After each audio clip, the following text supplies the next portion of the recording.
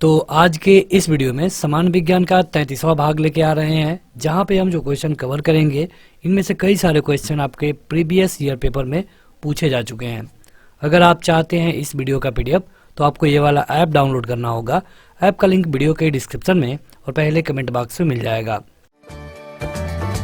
इस वीडियो को लाइक करने के साथ चैनल को जरूर सब्सक्राइब करें, उसके बाद बेल आइकन दबाएं, उसमें ऑल सेलेक्ट करें इसी तरह की बेहतरीन वीडियो सबसे पहले पाने के लिए।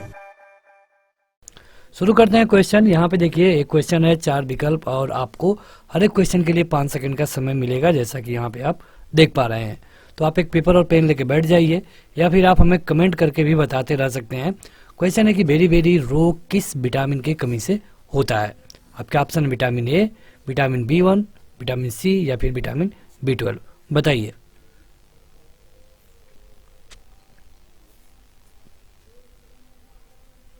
अगर हम विटामिन बेरी रोग की बात करें तो ये होता है विटामिन B1 की कमी से। विटामिन B1 का जो रासायनिक नाम है ये भी जानिए, ये होता है थायमीन। कई बार पूछा गया है। थायमीन के अलावा ये जो फल, चावल, मांस, अंडा, दूध, सोयाबीन होता है या फिर जो अंकुरित अनाज होते हैं उनमें ये पाया जाता है। अगर हम विटामिन ए की बात कर लें तो विटामिन ए की कमी से होता है, इसका पहले रासायनिक नाम जानिए, ये होता है रेटिनॉल। ठीक है। और इसकी कमी से जो रोग होता है ये होता है रतौंधी। इसके अलावा ये जो हरे पत्तीदार सब्जियां होती हैं, गाजर होता है, पका हुआ पपीता होता है, पका हुआ आम, दूध, फल, इनमें पाया जाता है। और इसमें रतौंधी में क्या होगा कि व्यक्ति को रात में कम दिखाई देता है एक नॉर्मल व्यक्ति के, या फिर बिल्कुल नहीं दिखाई देता है। अगर हम विटामिन सी की बात करें तो इसका जो रासायनिक नाम है यह है एस्कॉर्बिक एसिड, और ये जो खट्टे फल होते हैं उनमें पाया जाता है। इसका अणु सूत्र है C6H8 और O6। इसके अलावा जो विटामिन B12 होता है ये साइनोवायलिन इसका रासायनिक नाम है, कोबाल्ट में पाया जाता है। अगला है कि मेढक के दांत होते हैं। ये है आपके विकल्प।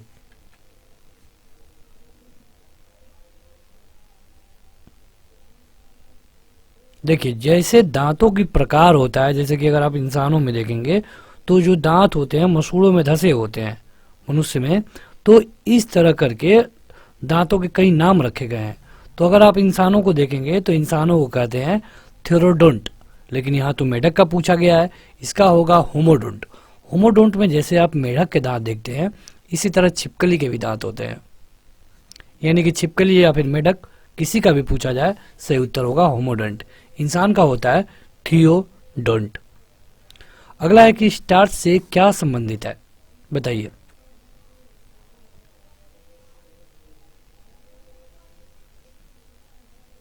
देखिए स्टार्च कहने का ये मतलब है कि इसका मतलब होता है ग्लूकोज।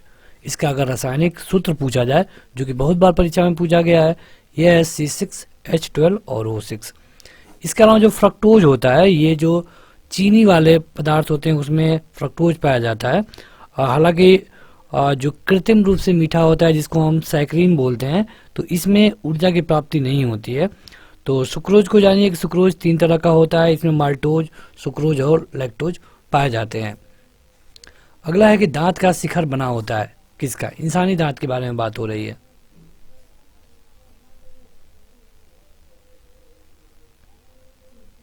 जो पिक पॉइंट होता है उसके बारे में कहा गया है, जो कि बहुत मजबूत होता है, और ये होता है डेंटिन। डेंटिन होता है। और जो दांत का जो बाहरी परत होता है ना, उसको हम इनेमिल कहते हैं। इनेमिल आपके शरीर का सबसे कड़ा भाग होता है, इससे कड़ा कोई भाग आपके शरीर में नहीं होता है। अगला है कि स्कर्वी रोग किस विटामिन की कमी से होता है। बड़ा अच्छा क्वेश्चन है, आपको 5 सेकंड मिलेगा।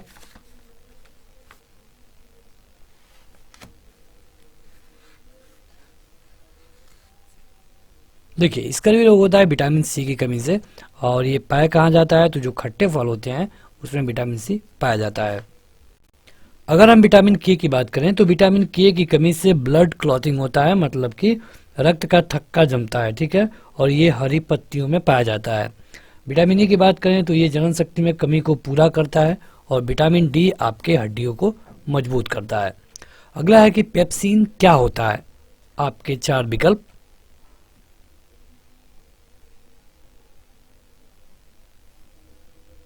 देखिए, पेप्सिन एक तरह का एंजाइम होता है, ठीक है। इसको पेप्टिक सेल के द्वारा बनाया जाता है। ये पेप्टिक सेल जो होती हैं आपके शरीर में, उनके द्वारा ये निकलता है, इसीलिए इसका नाम पड़ता है पेप्सिन।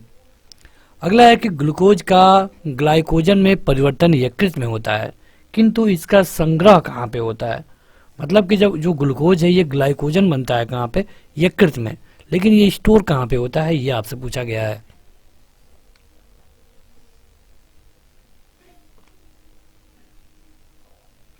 स्टोर होता है लीवर यानी कि यकृत और मसल्स में। जो भी आपकी मसल्स हैं वहाँ पे जब ग्लाइकोजन बन जाता है तो वहाँ पे इसका स्टोर होता है। और देखिए, अगर यकृत की बात करें तो ये सबसे बड़ा, मतलब कि ये बहिस्राविक ग्रंथि है ऐसी जो कि सबसे बड़ा होता है। अगर यकृत में कोई प्रॉब्लम होती है तो आपको पीलिया रोग हो जाता है। इसके अलावा लीवर की बात कर रहे हैं तो लीवर में पित्त रस का निर्माण होता है, ये भी जानिए। लीवर कई विषैले पदार्थों को विषहीन बना देता है, जैसे कि यहाँ पे यूरिया मिलता है आपको। अगला क्वेश्चन है कि वह कौन सा तत्व है दंत इनेमिल को कठोर बनाता है? दांत के इनेमिल को कौन कठोर बनाता है?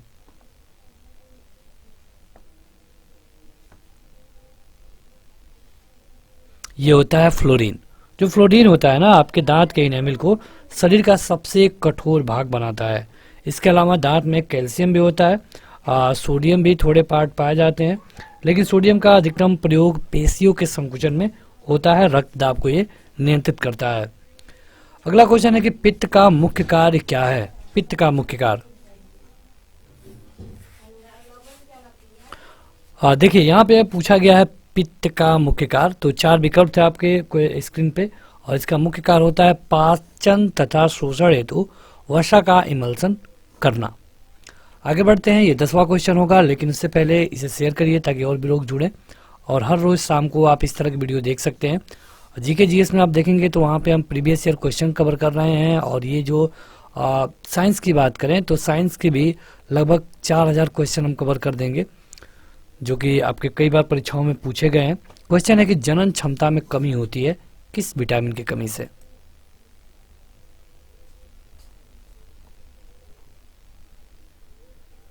सही उत्तर होगा विटामिन ई की कमी से।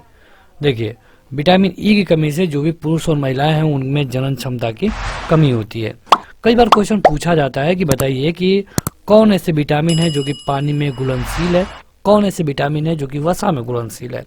देखिए, पानी में जो घुलने वाले विटामिन है, अगर इनकी मात्रा आप अधिक लेंगे, एक्स्ट्रा डोज लेते हैं, तो आपको कोई दिक्कत नहीं होगी, क्योंकि ये आपके शरीर से फिर बाहर निकल जाएगा।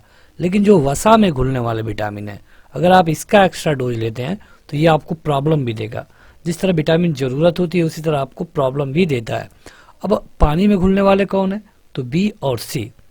मतलब कि अगर आप खट्टे फल ज़्यादा खाते हैं तो कोई दिक्कत नहीं होगी, लेकिन अगर इसी की जगह पे अगर आपने विटामिन ए ज़्यादा ले लिया, या फिर ई ज़्यादा ले लिया, या फिर डी ले लिया, या फिर के ले लिया, तो ये एक सीमा तक फ़ायदा तो करेगा, लेकिन एक सीमा के बाद नुकसान भी पहुंचा सकता है, क्योंकि ये स्टोर होने लगेगा आपके फैट में, और जब इसकी मात्रा अधिक होगी तो आपको नुकसान पहुंचाएगा ही। अगला है कि विटामिन की खोज किसने की थी? बड़ा सिंपल सा लेकिन महत्वपूर्ण क्वेश्चन है।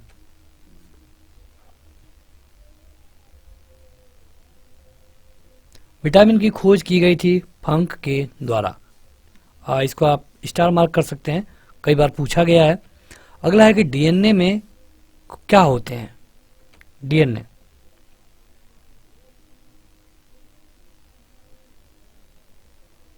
देखिए डीएनए में होते हैं न्यूक्लियोटाइड्स। डीएनए में न्यूक्लियोटाइड्स होते हैं, ये दो पॉलीओटाइड के बने होते हैं।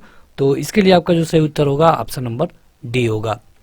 अगला है कि कौन सा कार्बोहाइड्रेट मोनोसैकराइड है?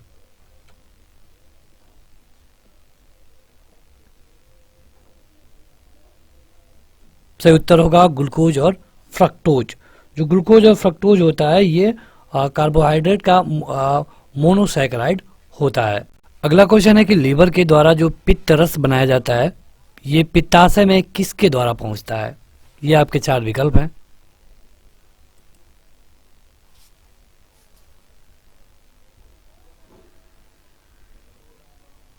देखिए, इसके लिए सही होगा सिस्टिक डक्ट। जो लीवर में पित्त रस बनता है ये पित्ताशय में सिस्टिक डक्ट के द्वारा पहुंचाया जाता है। ये बायोलॉजी का क्वेश्चन है। अगला क्वेश्चन है कि निम्नलिखित में से कौन सा डाइसैकेराइड है? डाइसैकेराइड,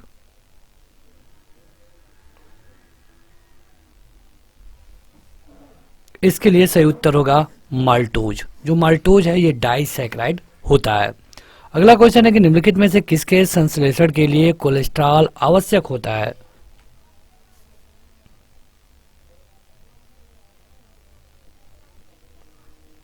ये होता है स्ट्राडाइल।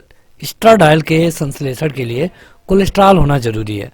देखिए कोलेस्ट्रॉल के कई सारे फायदे भी हैं, कई सारे नुकसान हैं। अगर ये कोलेस्ट्रॉल हद से ज़्यादा होगा तब आपको हार्ट के जो भी रोग होते हैं जैसे कि अटैक या फिर ब्लॉकेज इस तरह के रोग लेकर आता है। लेकिन एक सीमा तक कोलेस्ट्रॉल बहुत ज़रूरी है। इसके लिए सही उत्तर होगा एस्ट्राडाइल। अगला क्वेश्चन है कि निम्नलिखित में से कौन सा दुग्ध प्रोटीन है? दुग्ध प्रोटीन,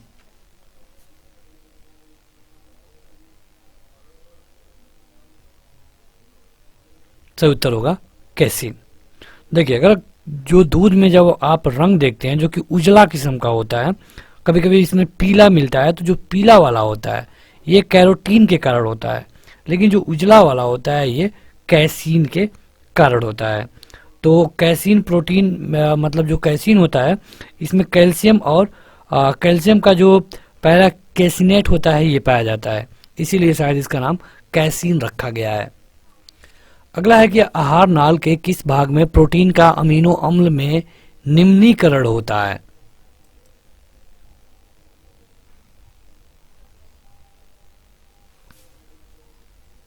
मतलब कि देखिए आपके शरीर में दो आंतें होती हैं, एक छोटी आंत एक बड़ी आंत। तो पूछा गया कि छोटी आंत में या फिर बड़ी आंत में, ये होता है आपके छोटी आंत में। जो प्रोटीन होते हैं इनका अमीनो अम्ल में ये टूटना वाला जो काम होता है ये होता है छोटी आंत में, क्योंकि यहाँ पे HCl काम करता है। HCl मतलब कि हाइड्रोक्लोराइड एसिड।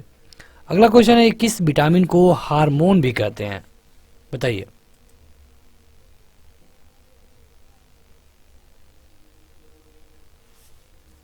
सही उत्तर होगा विटामिन डी। विटामिन डी को हार्मोन भी कहा जाता है और मानव मूत्र में ये पाया जाता है, मछली के लीवर में भी ये पाया जाता है। अगला क्वेश्चन है कि रेनिन का श्रवण करने वाला अंग कौन सा है? रेनिन का,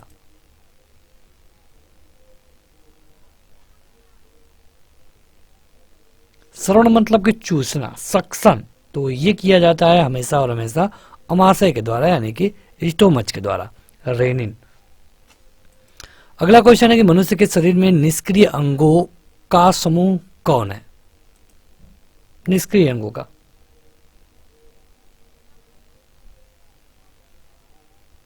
देखिए इसके लिए सही उत्तर होगा निमेषक पटल, कृमि रूप परिशेषिका, कर्ण पेशिया और काक्षी अस्थि। जैसे क्या हुआ कि जो हमारे पूर्वज थे वो इस तरह के काम करते थे तो उनमें ये था, लेकिन अब जैसे कि पूंछ आप देखते हैं, पूंछ कई बहुत दिनों तक पूंछ रहा भी, लेकिन जब उसका यूज नहीं हुआ तो ये खत्म हो गया। उसी तरह जो भी ये आर्गन होते हैं ये अब निष्क्रिय हो चुके हैं और इनका नाम आप देख सकते हैं आपके स्क्रीन पर है, ये है ऑप्शन नंबर सी। आप इस वीडियो का PDF डाउनलोड कर पाएंगे और लिंक वीडियो के डिस्क्रिप्शन में दिया गया है, वहां जाकर आपको ऐप डाउनलोड करना होता है। पुनरुत्थान मिलता है किसमें? जो भी वैसे वर्ड है उनका इंग्लिश आपको यहाँ पे मिलता जा रहा है, ये है प्लेनेरिया। प्लेनेरिया में मिलता है क्या? पुनरुत्थान मतलब कि रीजनरेशन, पुनः शुरू होना। अगला है कि समवृत्तीय अंग कहाँ पाए जाते हैं? एनालॉजियस ऑर्गन। एनालॉजियस ऑर्गन जो भी उड़ने वाले होते हैं ना, उड़ने में जो थोड़े हैवी किस्म के होते हैं उनमें पाया जाता है। देखिए मच्छर भी उड़ता है लेकिन मच्छर में ये नहीं पाया जाता है, ये पाया जाता है चमगादड़ में और तितली, दोनों के पंख में समवृत्तीय अंग यानी कि एनालॉजियस ऑर्गन पाए जाते हैं। अगला क्वेश्चन है कि कौन सी हार्मोनल बीमारी है? मतलब कि ऐसी बीमारी जो कि हार्मोन के लिए होती हो, हार्मोन के चलते होती हो।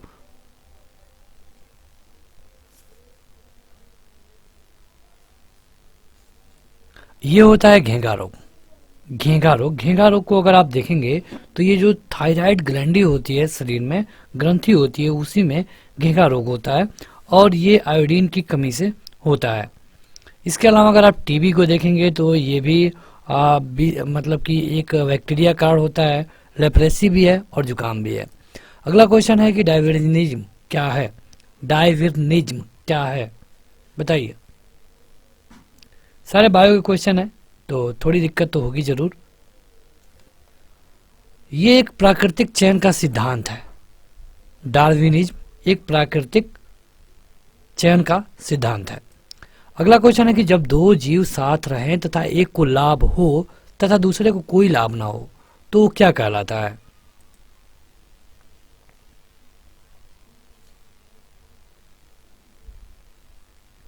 मतलब दोनों साथ रहेंगे लेकिन केवल एक ही को लाभ होगा, दूसरे को नहीं होगा, इसे कहते हैं कामेंसलिज्म। कामेंसलिज्म। अगला क्वेश्चन है कि भूमि अपरदन, जिसको सॉइल इरोशन बोलते हैं, इसकी रोकथाम कैसे संभव है?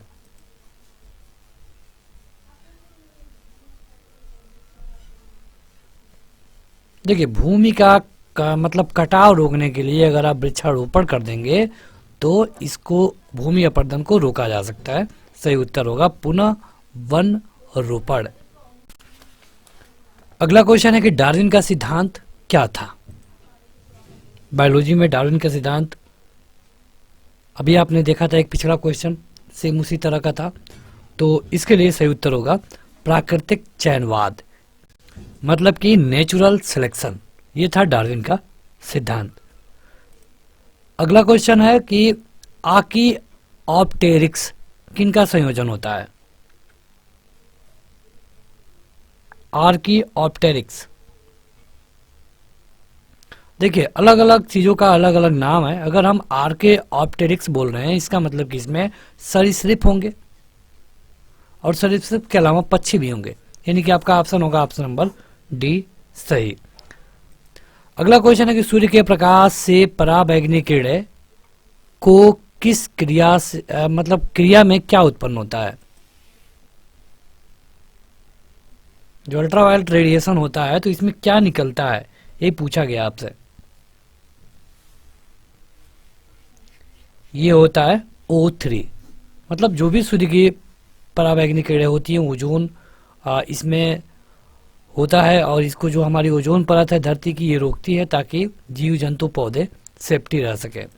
अगला क्वेश्चन है कि वन पारिस्थितिकी तंत्र, फॉरेस्ट इकोसिस्टम में हरे पौधे क्या कहलाते हैं?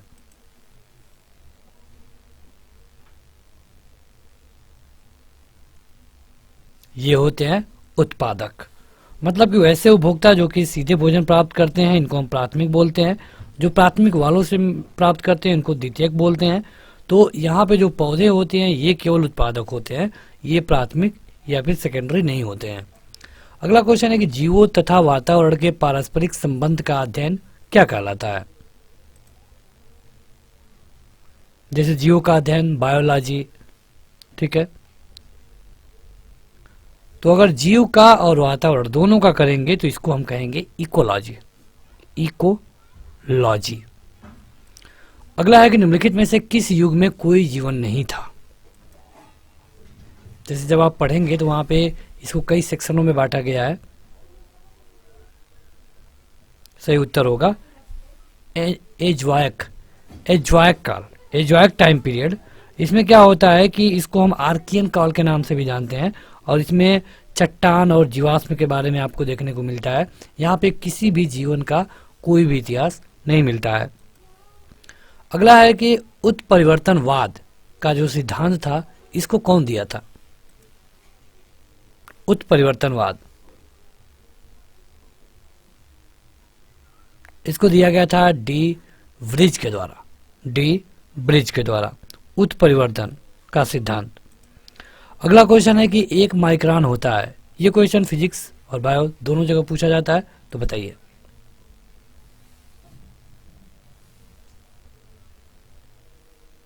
(10⁻⁻⁶) मीटर होता है, लेकिन यहाँ पे सारे जो विकल्प हैं सारे mm में हैं और इसके लिए सही उत्तर होगा पहला, यानी 1/1000 मिमी, मतलब कि ये मीटर में 10⁻⁻6 होता है, लेकिन mm में 10⁻⁻3 होगा। अगला है कि उत्परिवर्तन का कारण क्या है। उत्परिवर्तन जो होता है, म्यूटेशन, उसका कारण क्या होता है, ये आपसे पूछा गया है। इसका कारण होता है क्रोमोसोम में परिवर्तन, जीन में परिवर्तन और डीएनए में परिवर्तन, यानी कि सही उत्तर होगा उपरोक्त सभी। अगला क्वेश्चन है कि फेलेंटियोलॉजी, इसका अध्ययन जब आप करते हैं तो आप किन चीजों के बारे में पढ़ते हैं।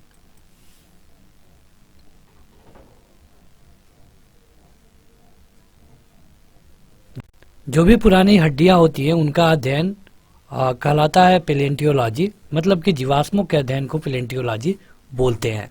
ऑप्शन नंबर डी सही होगा। अगला क्वेश्चन है कि डायनासोर का सुनहरा काल किस महाकल्प को कहते हैं। गोल्डन टाइम डायनासोर का,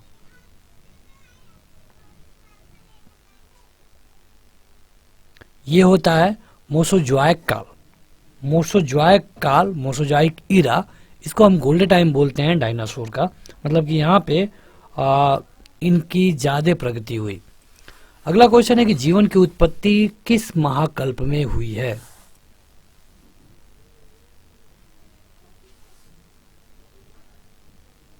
जीवन के बारे में सबसे पहले पता चलता है प्री कैम्ब्रियन में। जीवन की उत्पत्ति प्री कैम्ब्रियन में मिलती है।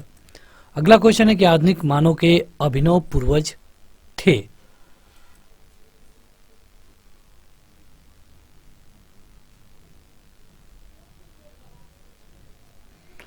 ये थे क्रमगनान मानव। क्रमगनान मानव ये आधुनिक मानव के अभिनव पूर्वज कहलाते हैं। तो अगला क्वेश्चन है कि मानव की उत्पत्ति किस युग में हुई है।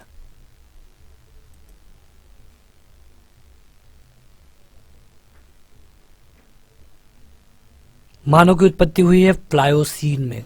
जो प्लायोसीन युग था, लगभग ये अब से अगर आप देखेंगे तो 60 मिलियन ईसा पूर्व, उस समय मानव की उत्पत्ति हुई है। अगला है कि चट्टान पे रंगीन चित्रकारी सबसे पहले किसने की।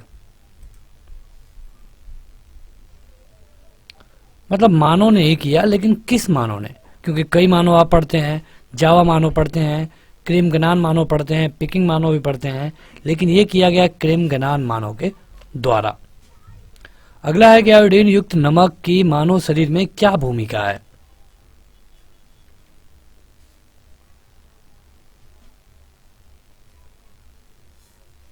देखिए, आयोडीन लेना शरीर के लिए एक जरूरी है, लेकिन आयोडीन का अगर एक्सेस मात्रा में आप यूज करते हैं तो ये नुकसान भी पहुंचाता है।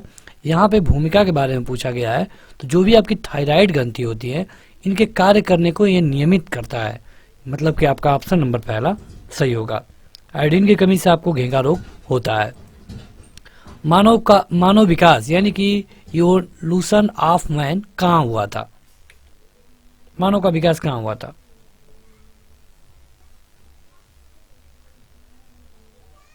ये हुआ था एशिया में, लेकिन मध्य एशिया में, मध्य एशिया में। अगला क्वेश्चन है कि निम्नलिखित में से कौन आधुनिक मानव का सबसे निकट संबंधी है, मतलब सबसे निकट वाला, आधुनिक मानव के जैसा दिखने वाला। ये होता है गोरिल्ला। गोरिल्ला आधुनिक मानव का सबसे नजदीकी संबंधी है। अगला है कि किस अवस्था में एरिथ्रोब्लास्टिस फिटलिस रोग गर्भपात कर सकता है। मतलब कि इनमें से क्या होगा, कौन सी कंडीशन होगी तो गर्भपात हो जाएगा।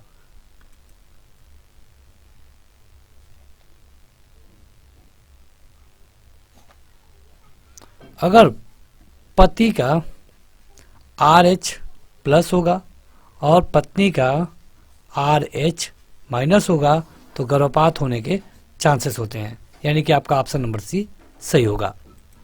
RH फैक्टर आपने पढ़ा होगा। अगला है कि हीमोग्लोबिन में कौन सी धातु होती है। हीमोग्लोबिन बड़ा आसान क्वेश्चन है।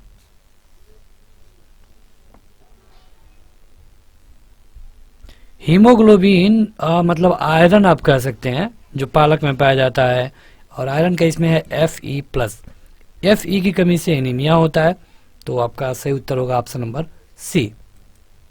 अगला है कि क्रोमोसोम्स यानी कि गुणसूत्रों पर जीनों की उत्पत्ति का क्रम क्या है।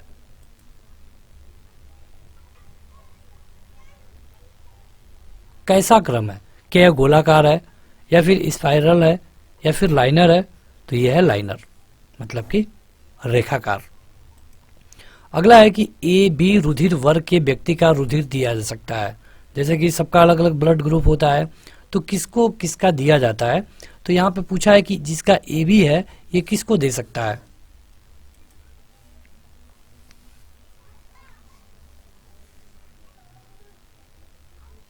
देखिए ए बी ब्लड ग्रुप को यूनिवर्सल एक्सेप्टर बोलते हैं, मतलब ये किसी का ले सकता है, ठीक है, लेकिन देगा केवल ए बी को। उसी तरह ओ होता है, यह किसी को दे सकता है, यूनिवर्सल डोनर बोला जाता है इसको। अगला है कि निम्नलिखित में से लिंग संलग्न यानी कि सेक्स लिंक रोग क्या है, कौन है। मतलब कि पिता में है तो बेटे में हो सकता है, इस तरह पीढ़ी दर वाला। ये है कलर ब्लाइंडनेस, दुनिया में बहुत बड़े बड़े लोगों को है और इसका उतना अच्छा इलाज नहीं हो पाता। तो बस आज के इस वीडियो में इतना ही। वीडियो को लाइक करें तथा अपने दोस्तों में जरूर शेयर करें। Thank you.